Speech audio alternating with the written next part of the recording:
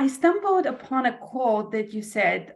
You said, I owe much of my entrepreneurial ambition to the executive master's degree experience at Marquette University, where I learned to balance an extreme amount of information, fund research, and full-time job. And I wanted to ask you to talk a little bit about that, because a lot of people think that school is something that prepares you for the workforce. Yeah, sure.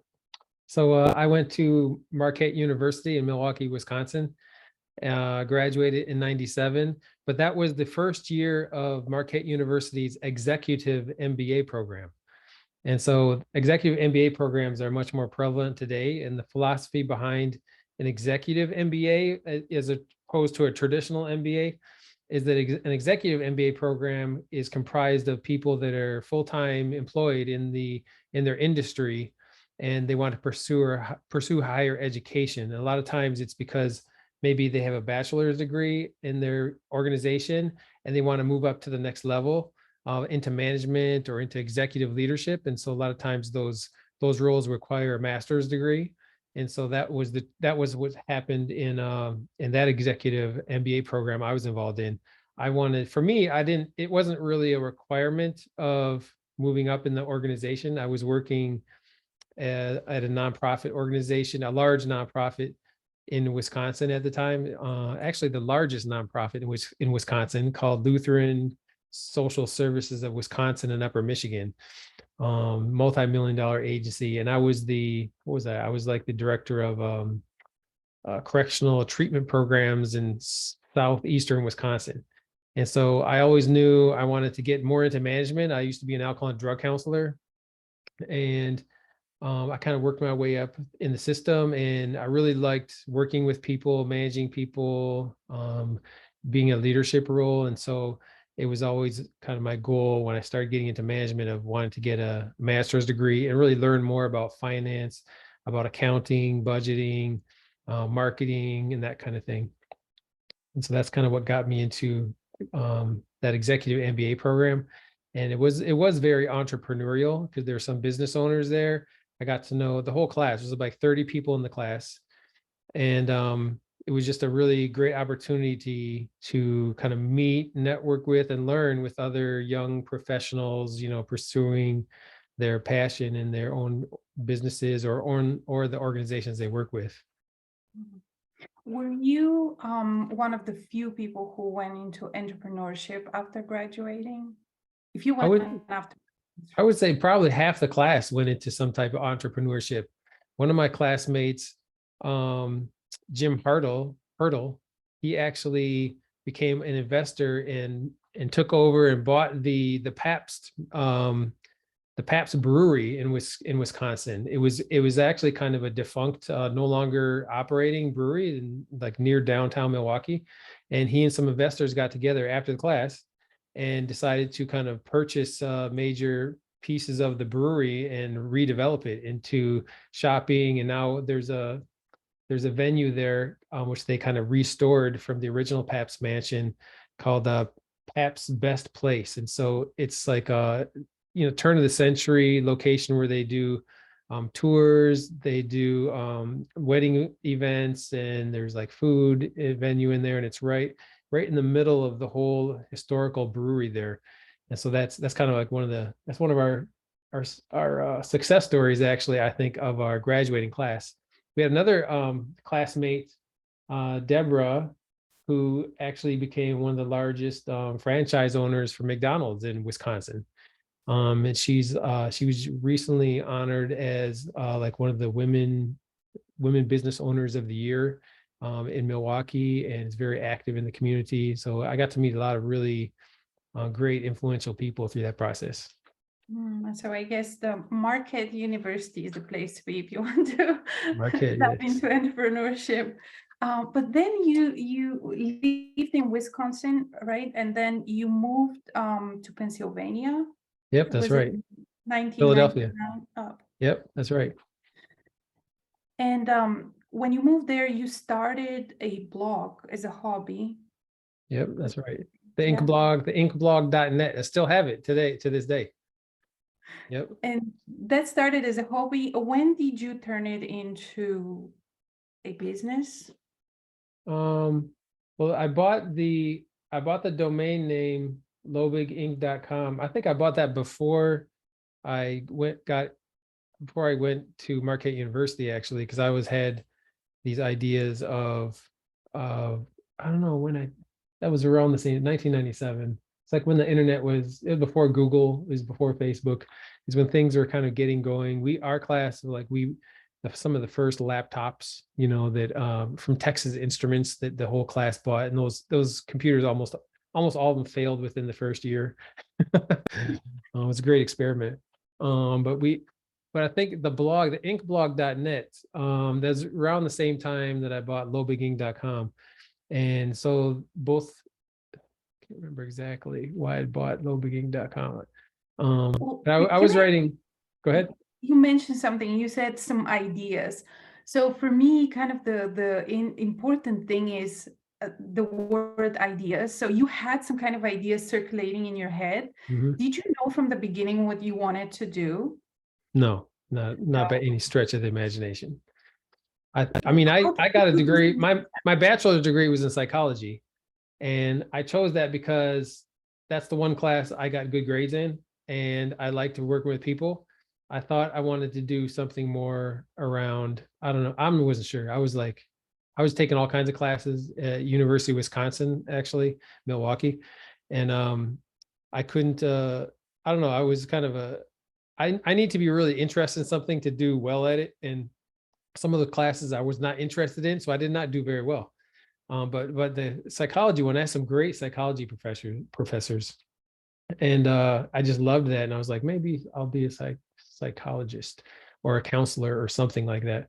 It's kind of like a decision by default. And so my first job out of college was as like a night monitor at a women's halfway house in Milwaukee, and that's what kind of got me into the counseling drug treatment world. And then I went back to school and got a certification in alcohol and drug counseling.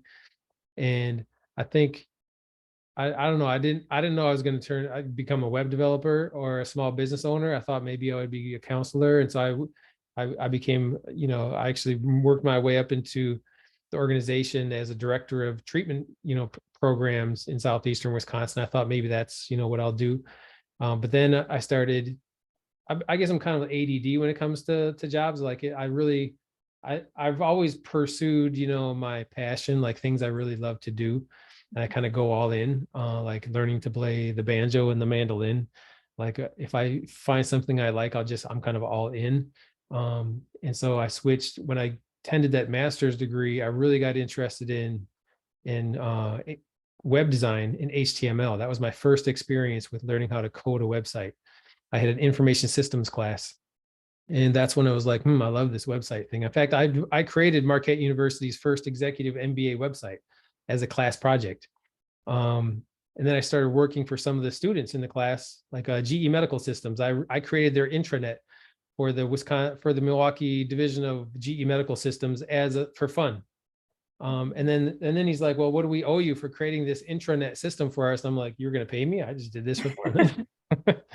And then that's what sparked the idea. Oh, people pay you for this kind of stuff. I should keep doing this. And I did that on the side ever since. That's probably when I bought the loebiging.com domain. And I spelled it INK because it was just a side project kind of thing. I wasn't incorporated. I didn't want people to think I was incorporated, INC. And but I've kept that name and branded it, up until this day when I decided to actually turn that hobby, that side focus, that side hobby into a full-time business. I think it took you about, is it 11 years? Because you said that in 2010 you launched your business officially Mhm. in Virginia. Right. Yep. So what made you move here? And I think this is important to say because it wasn't like an overnight thing. It wasn't like you started your business and the first year you were, you know, very successful and money were falling from the sky. I don't know. Not quite. What was the process? What was the process? Well, when I was in Virginia, I was working for another Lutheran organization, even though I'm not Lutheran, I'm actually Catholic. I worked for Lutheran. I love the Lutherans though, great people. Lutheran Family Services of Virginia. So I was like their chief operating officer. They called the chief services officer. And I was living at the time I was living in Richmond with my family because my wife was going into medical school at VCU, Virginia Commonwealth University. And so we were there for a couple of years, and this was like right around, 2008 to 2010, when there was that big economic bubble burst in 2010. Lots of people got laid off. I laid some people off from my company, from the nonprofit I was working at, and then shortly after, I got laid off myself. And my wife was in medical school full time. I got laid off. This is an Obama administration.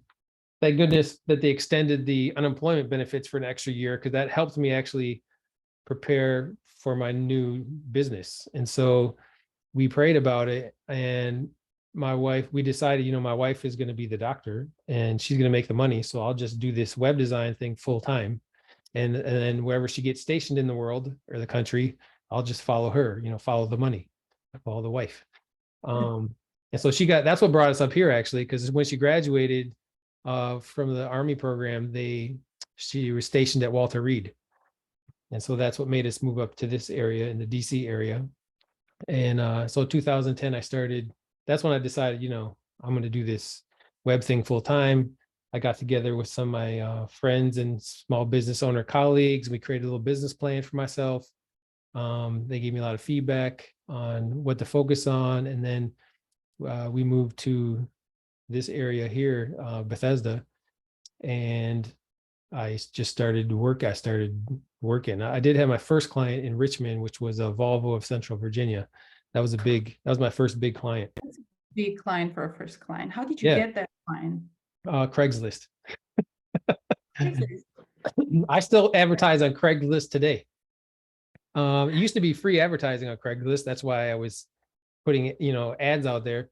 And it was also partly about networking, of how I got that first job. It wasn't just Craigslist, but the founder of, I don't know if he's the founder. I think he's definitely the owner of Volvo Central Maryland. He saw my Craigslist ad. They were looking for like a social media manager for the dealership. And so for some reason they were searching on Craigslist, more popular back then, I think. And he saw my profile, and he also saw that I had volunteered and worked with the Red Cross of Central Virginia, because I had a friend that was working there. He's a business colleague now. Actually, we do a lot of work together. Philip Day. Philip was their like a communications coordinator or something, or volunteer coordinator. And so I volunteered.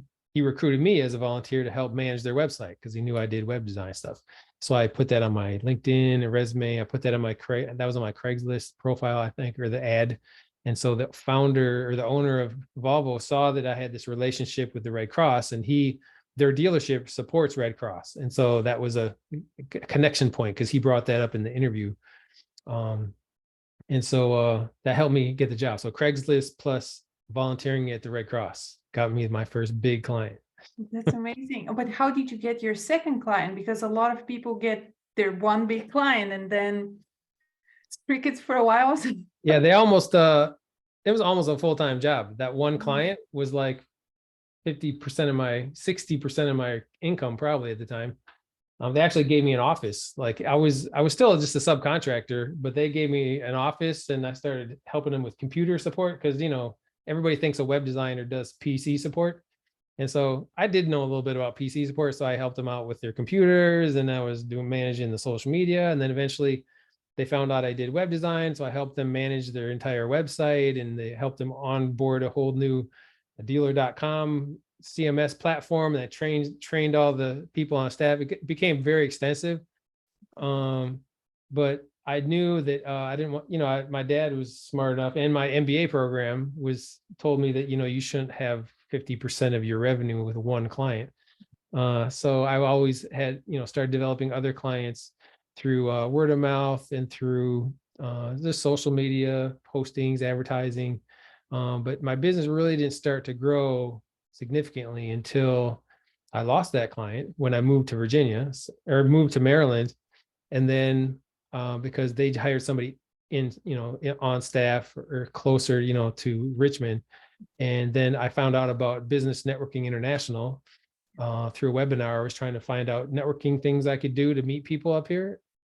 And I learned about BNI. I've never heard of it before until somebody mentioned it on a webinar.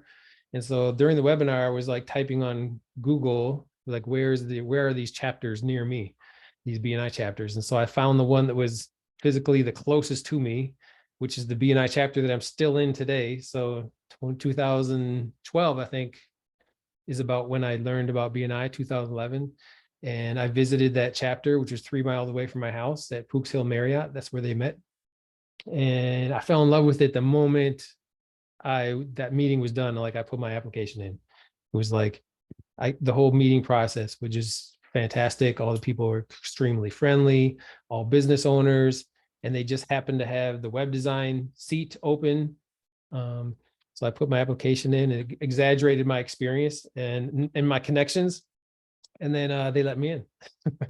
So a few things here. There's actually quite a lot, but some of the things that I noticed when you were speaking, you said that it felt like you were extremely lucky, but it also felt like you knew what to do. You knew the right things to do.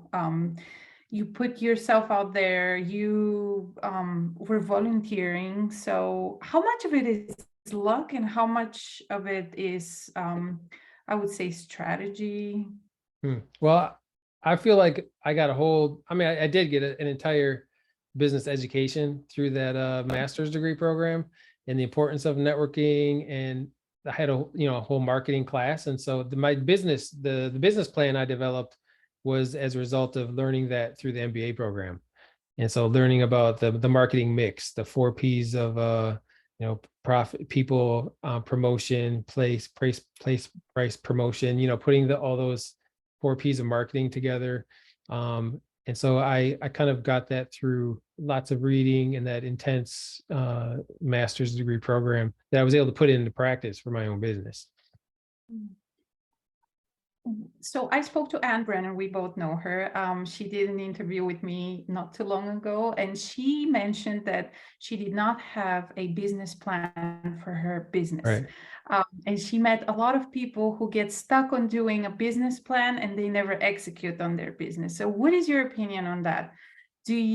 Obviously it is important to you if you have done it, but is there a little bit of a trap with the business plan?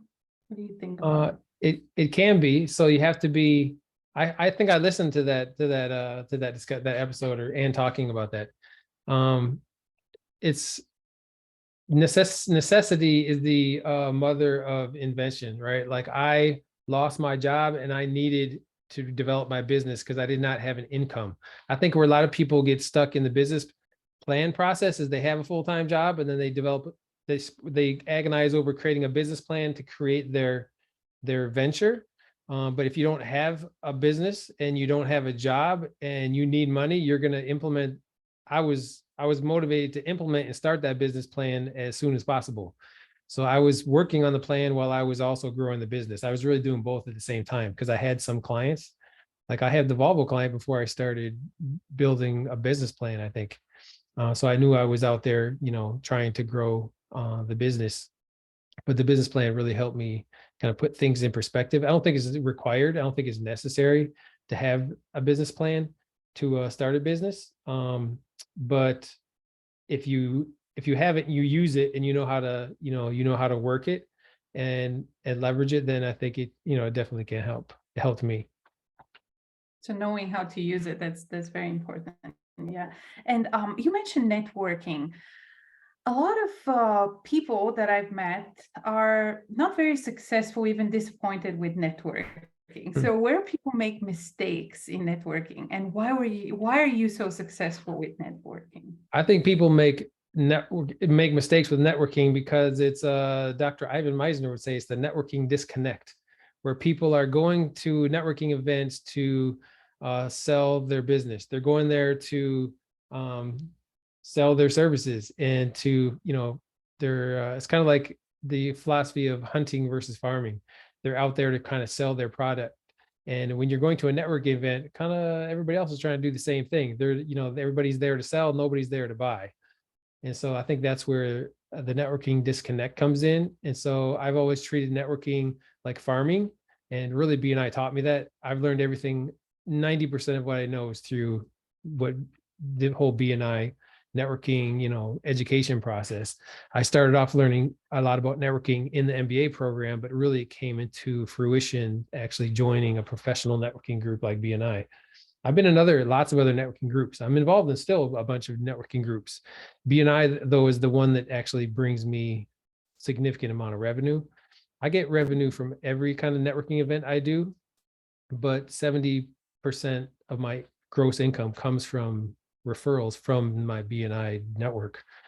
And so it's very systematic, it's very strategic.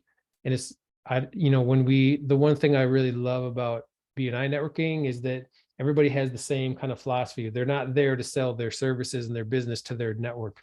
They're there to educate their network of how to introduce you to their networks.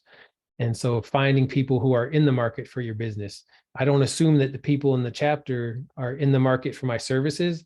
What I assume is that they're there to help me, to help support my business, to help introduce people who are in the market for my service, to learn about what I do and how, and then I teach them how to introduce me. I teach them not about all the stuff I do. They kind of know generally what I do.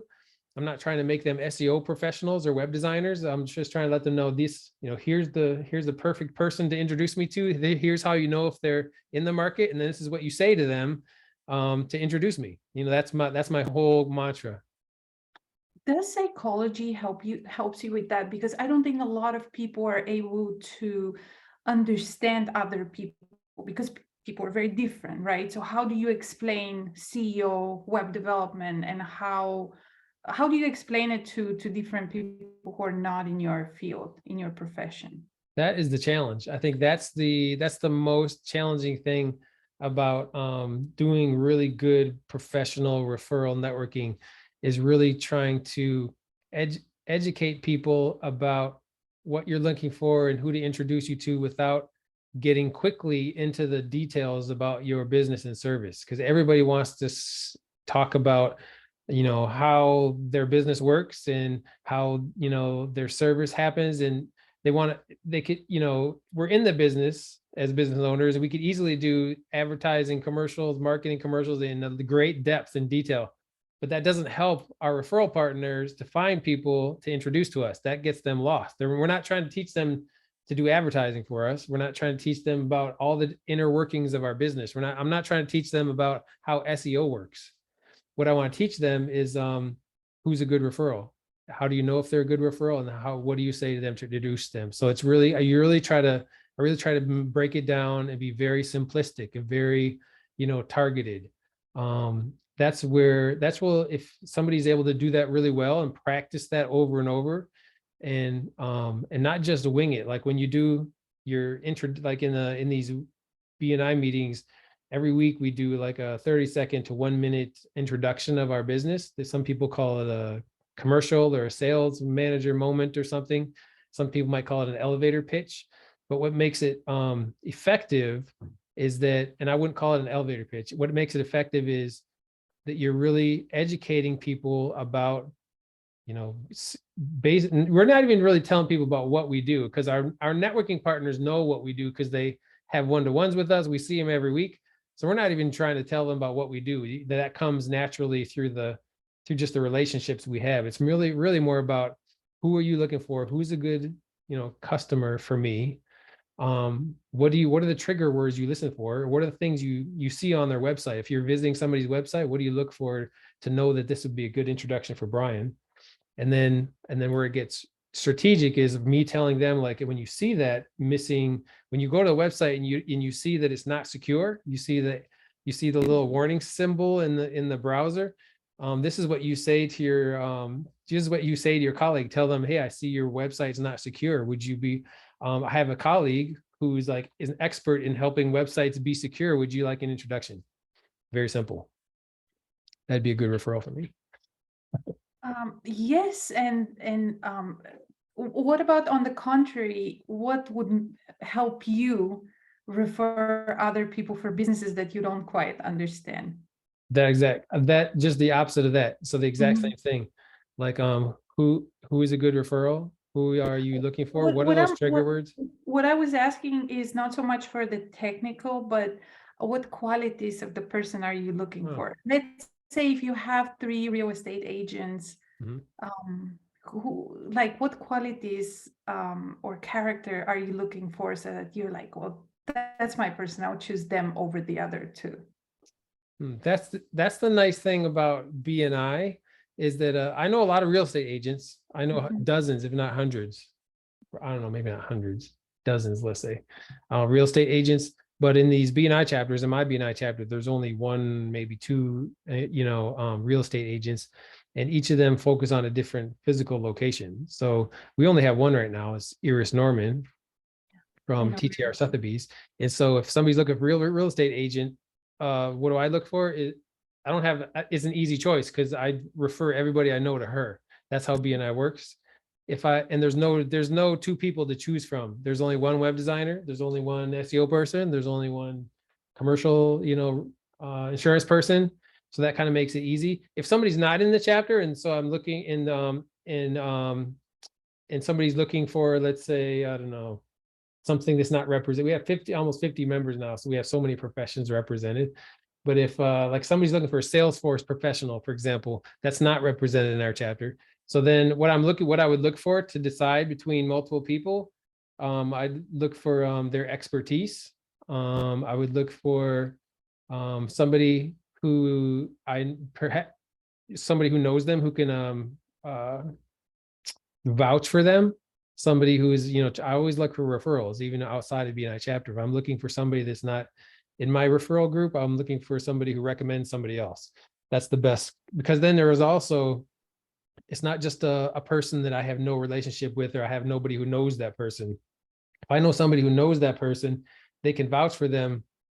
That increases the major trust factor. So if that person is going to be more motivated to make sure, in my opinion, that the service is done well, that things are working out, there's like a third party accountability person there that, kind of gives a little bit of their reputation away by recommending somebody else.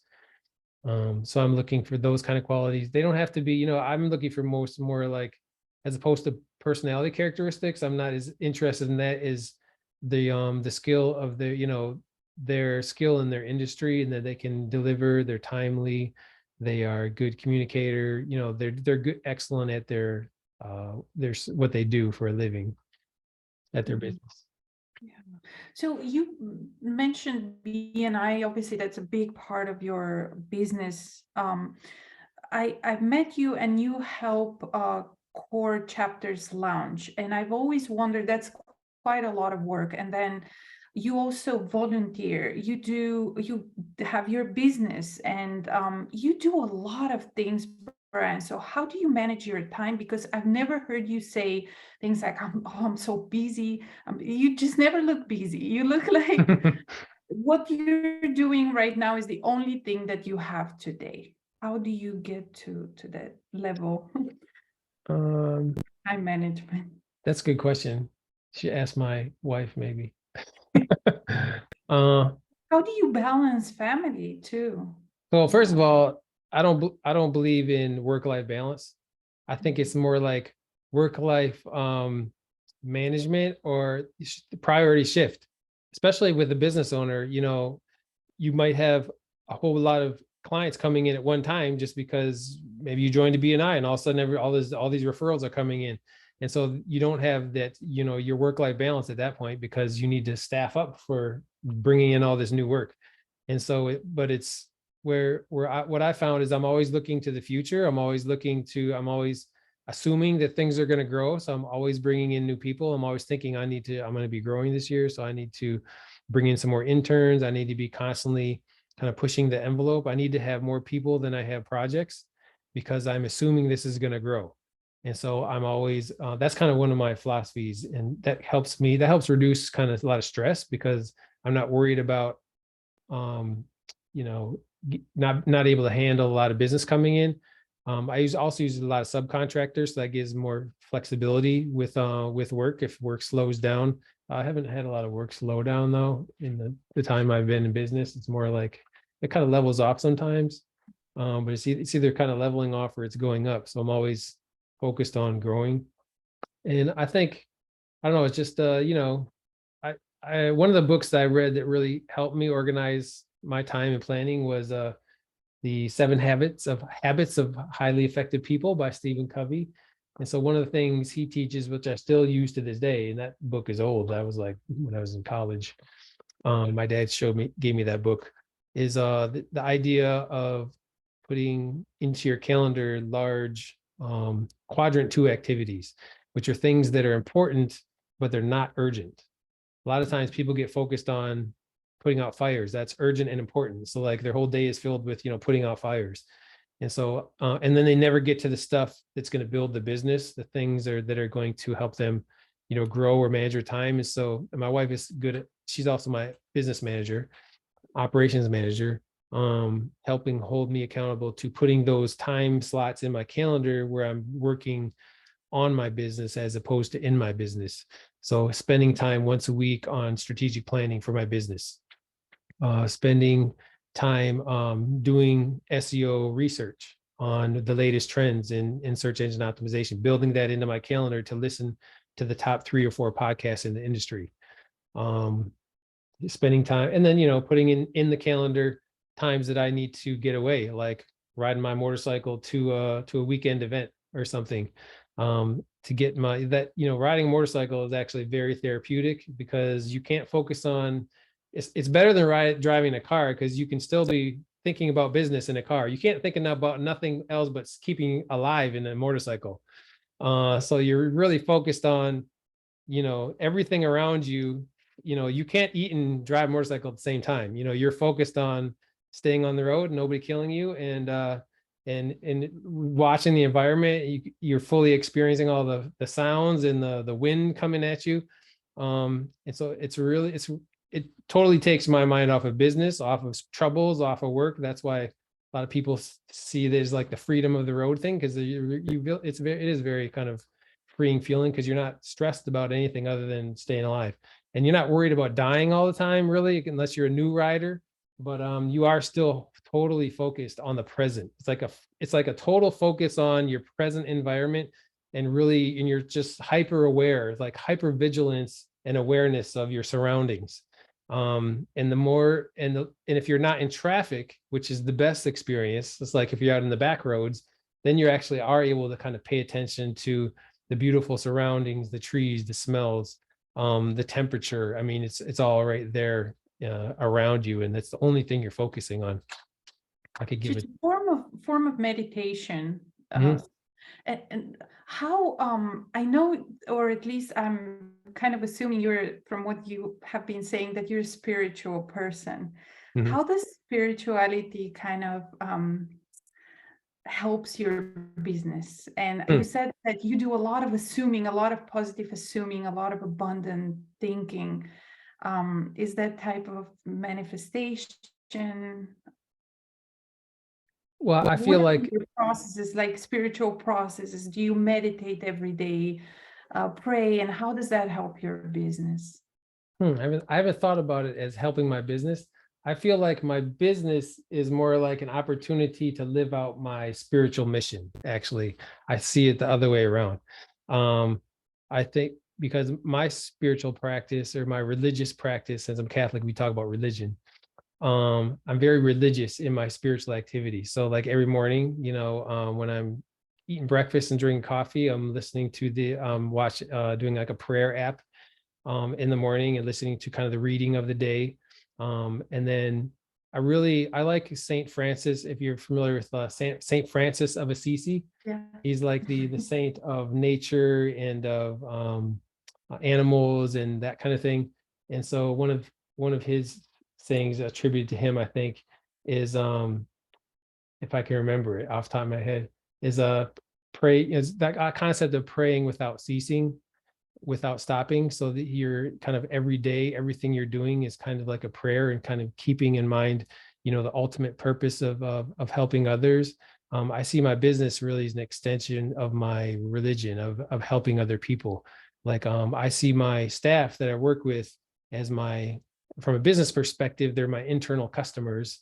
From a spiritual perspective, they're my kind of reason for existence. I want to make sure that what I'm doing is helping them live out their lives and providing them with an income for the things they want to do in their lives, whatever that may be. So that really gives me that's my goal, is to really make an impact in people's lives. And it starts with the team around me that's helping build these websites or do SEO. And then my business networking partners too. It's like everything I'm doing is from that foundational kind of spiritual perspective of really, I'm not doing it just to make money. I'm doing it to further God's kingdom in my mind. That's very, I haven't spoke to any people who think that way in terms of their business. And I wanted to ask you, and also as I mentioned, the way you think, I think you have a very abundant mindset. And were you always like that? Or do you sometimes feel like jealous that other people can steal your work? Or there's a lot of these things happen in business, that someone can steal your clients. What do you think about that? Besides, probably rob you. Maybe it's naive, but I definitely have this abundance mindset. I don't think of it as stealing my clients. If my client goes to somebody else, then I feel like that was meant to be. Somebody maybe is going to serve them better. That's also the reason I think we've been able to build in my BNI chapter a very strong and overlapping power team. Like we have 12 people in my chapter that are in this advertising marketing kind of contact sphere. We call it a power team. And more than half of us develop websites. More than half of us do social media. A bunch of us do Google advertising, but each of us kind of choose our own little niche because we realize that, we're bigger together. That, we have one person that represents web design. In fact, he just joined the chapter today, Melvin. And so even though I develop websites, I'm going to find opportunities to give him referrals. I've already thinking about some better fits we get all kinds of referrals all the time. And Brennan, who does social media, has referred web design projects to me. I referred some SEO clients to other people in the chapter that I felt would be a better fit with somebody else. I refer social media to Ann Brennan, even though my company does social media. I feel like it's a better fit. And if I refer somebody to her, even though I could do the work myself, it's going to come back to me tenfold. Like she's one of my biggest referral sources for SEO. So whenever I find an opportunity that a client might be a better fit for her or somebody else in my chapter, I know that's going to be best for the client. That's going to be best. It's going to be good for me. It'll come back to me in some other kind of way. I really don't, I'm not concerned. I kind of like Gary Vaynerchuk. You know him, Gary V. So one of he says, I don't believe it, but he says he doesn't even think about his competitors. He doesn't even care who his competitors are. He doesn't worry about it because he's really focused on himself and his company and growing. I kind of have a similar philosophy, although I do pay attention to who my online SEO competitors are because we measure that kind of stuff. So I know who's ahead of me or behind me on search results because that's something that the software tells me. So I pay attention to it, but I'm not worried about it or stressed about it. If somebody else might get that phone call or something because I have this abundance mentality, this faith mentality that if I'm doing the right thing, the right people are going to come to me. Some people might call that the law of attraction. If you think about the positive things, things coming your way, things are happening, what good for me, those positive affirmations, I do believe that works. My opinion, that comes from, in my opinion and my belief, that comes from a spiritual, God perspective. I don't care what you call it though, it works. I think if you put that out to the world, it will come back to you. Were you always like that, or did you have some type of crisis that made you switch? That's a good question. I think I've always kind of been like that. Ever since high school, I've always been focused on, other people. I was easy to talk to. I'm not trying to sell myself to other people. I also come from, I don't know, probably came from my family. I have 11 brothers and sisters. And there was there was a lot of communication and dialogue in that big of a family. And I don't know, there was no, I didn't have the, it's, I don't know, part of my personality. I don't know. Just always wanting to be there for other people, which reminds me, I need to give my brother a call. My little brother. No, that's great. And you mentioned family. What is the role of your family and your wife in your life? Because I think that a partner can make you or break you. Hmm. So do you think you would have been the same person if you haven't met your wife? No, And not at all. how is she? So my relationship with my wife is very interesting because we've known each other since high school, since she was in high school. And we've worked together ever since high school. Like she's still working in my business today, even though she's also a doctor and a stock trader and these other things. We when we were going to Marquette, we had a company that we started. It wasn't licensed or insured, but we did. We had a company called University Painting because we were going to university, and we hired one of my friends to join us. And we were painting houses. We were both worked at Hardee's together. We met because of our job. We were both working at Kentucky Fried Chicken. That's how we met. And so we met working, and we've always worked together. I feel like we are fantastic, partners. Some people can't work with their spouses. They feel like, how could you ever do that? Like it would damage the relationship, maybe. But I think because we both have a total respect of each other's gifts. Like she's actually better with finance than I am, and I have the master's in business degree. Although her degree in hospital healthcare administration is much more recent than my old master's degree in business. But she takes care of the books. She oversees our CPA and the financing and the accounts payable and the all that stuff. And I just know that she's the expert, and I let her do her thing. She gets my input, but she's running that side of the business. And we've always known, I think that's one of the things, we have great respect for each other's gifts and skills. And which has helped us really be a good partnership in work as well as marriage. Do you do romantic stuff for each other? Because I feel like if you're working together and if she does the financial stuff, isn't that kind of sometimes tipping the scale a little bit over towards, oh, this is becoming like a business relationship? And how do you bring the romance back? Great question.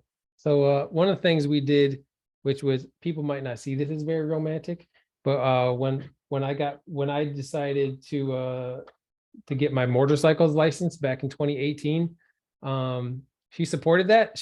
She's very supportive of my goals, in life, and we're both very supportive of us doing our own individual thing as well.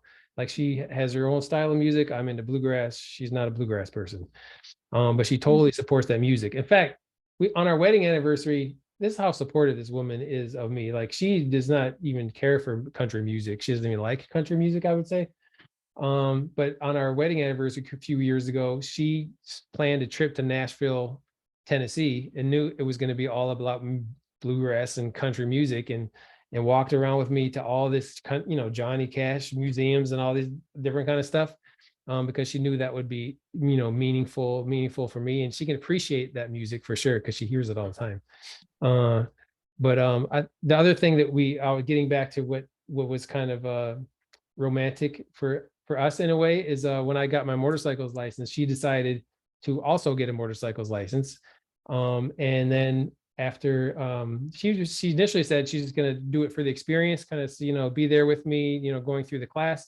But then when she graduated, she's like, I love this. I'm getting a motorcycle too. And so, riding, we have matching Harley Davidson motorcycles. And so, riding to different events, things together during the summer when it's the perfect conditions is something we do. No, that is romantic, actually, especially what you told me about her planning the trip. It is. And how many kids do you have?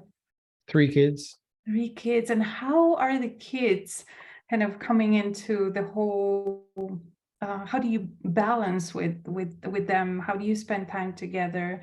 I know this because a lot of times people, when they have their own business, they don't really have the time to, they kind of get sucked into the business and they don't know how to make time for their family.